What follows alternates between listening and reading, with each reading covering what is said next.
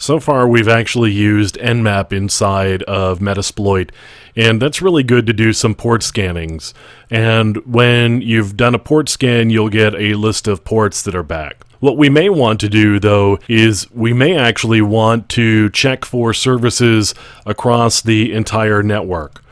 So there are some scanners that are built into Metasploit, and I can make use of those scanners and find the services that are on the network and maybe do some simple things with them in terms of trying to exploit some vulnerabilities. So right now what I want to do is I want to use the SMB2 scanner. So I'm going to do that. Now I'm going to use that scanner.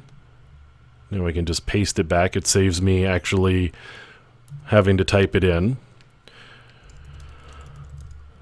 So if I take a look at my options, I can do a set rhosts, and now I want to do 172.30.42.0/24. You can see that it will take a CIDR identifier, and this is my CIDR identifier.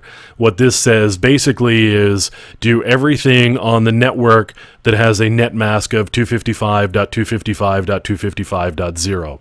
So 24 bits of subnet.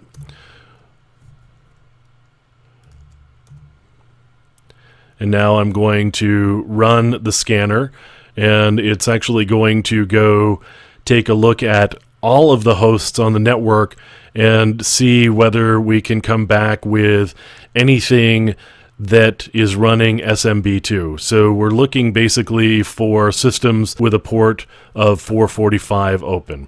Now, if I scroll back up here, you can see there are a lot of different services that there are scanners written for. So we can do some SSH login checking. We can do public key login scanner. We can do some SNMP scanning. We can do some domain enumeration and version detection with SMB. We can look for something called Modbus, which is used in SCADA networks.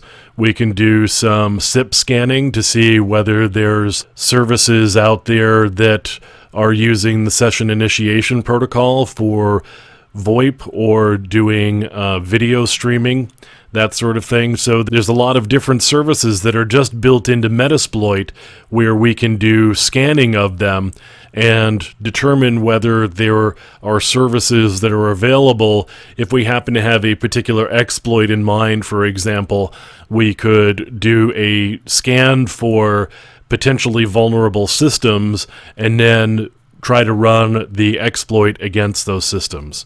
So you can see at this point that we've scanned about 10% of the network. We've looked at 26 out of 256 hosts, and this is actually going to take some time to run all the way through. But this is how you would do some scanning with Metasploit. You would use one of the scanners that are in the auxiliary tree, and you just pick the scanner type that you want, you set the options, and then you just tell it to go run, and it goes off and it does the scan for you, comes back with the results, and then you can go from there to doing exploits if you've actually got an exploit that you want to run.